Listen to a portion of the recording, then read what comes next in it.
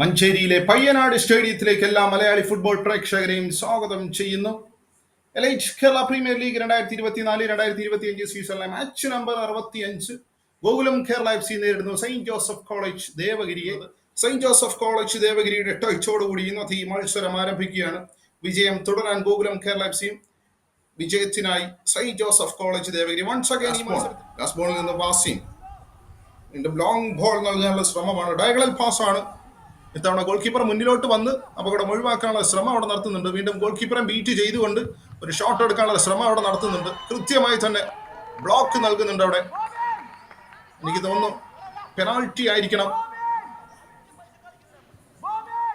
Penalty സ്പോട്ടിലേക്കാണ് referee കൈ ചൂണ്ടുന്നതും ഇന്നത്തെ മുഖ്യ റഫറി രാജീവ്. അവിടെ നന്ദു കൃഷ്ണയാണ് ആ ഒരു ഷോട്ട് അവിടെ എടുത്തത്. 29ാമത്തെ മിനിറ്റിലേക്കാണ് മത്സരം നടക്കുന്നത്. ബിബിൻ ബോബൻ വരുന്നു പെനാൾട്ടി കിക്ക് എടുക്കാനായി.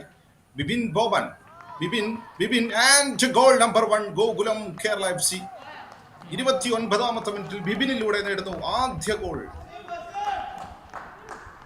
ഗോകുലം കേരള FCക്ക് കഴിയുന്നുണ്ട്. ബിബിൻ ബോബനിലേക്ക്, ബിബിൻ ബോബനിൽ നിന്നും അമൻ ഗെയ്ക്വാത്ത്.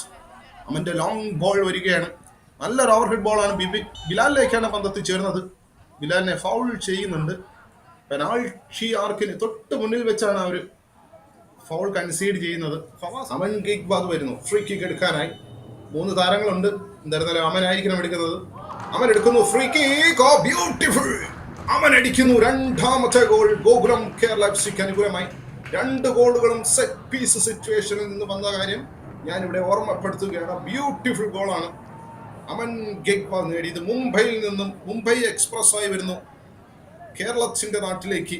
അതോടൊപ്പം തന്നെ 1ാം പകുതിയുടെ വിസിൽ വന്നിട്ടുണ്ട്. എതിരില്ലാത്ത 2 ഗോളിന് ഗോകുലം കേരള FCക്ക് ആദ്യ പകുതി സ്വന്തമാക്കാൻ കഴിഞ്ഞു. ഗോകുലം കേരള FCയുടെ ടച്ചോടുകൂടി 2ാം പകുതി ആരംഭിക്കുകയാണ്.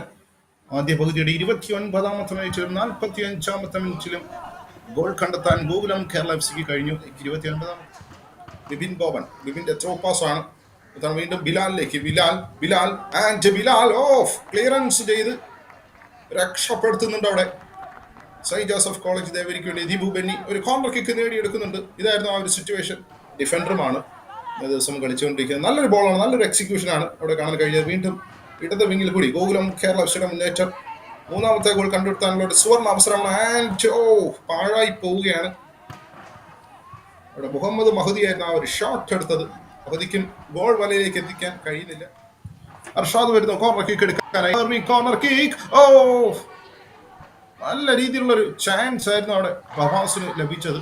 കൃത്യമായി വലയിലേക്ക് എത്തിക്കാൻ കഴിയുന്നില്ല. കർവി കോർണർ കിക്ക് ഉൾപ്പെടെയുള്ള താരങ്ങൾ മുൻപിലോട്ട് പോയാണ് ശ്രമം അവിടെ നടത്തിയത്. എനിക്ക് തോന്നുന്നു ആർമി റോളിൽ അഭിനന്ദ് കളിച്ചുകൊണ്ടിരിക്കുകയാണ് ഈ ഒരു സിറ്റുവേഷൻ. വീണ്ടും സ്റ്റാലിനിലേക്കാണ്. സ്റ്റാലിന്റെ ഒരു ഷോട്ട്, ഒരു അല്പം ഡിഫ്ലക്ഷൻ ഉണ്ട്.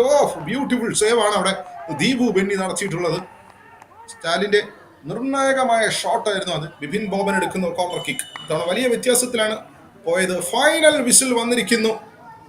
എതിരില്ലാത്ത ഗോകുലം കേരള FC ഈ മത്സരം വിജയിച്ചിരിക്കുന്നു സെയിന്റ് ജോസഫ് കോളേജ് ദേവഗിരിക്കെതിരെ.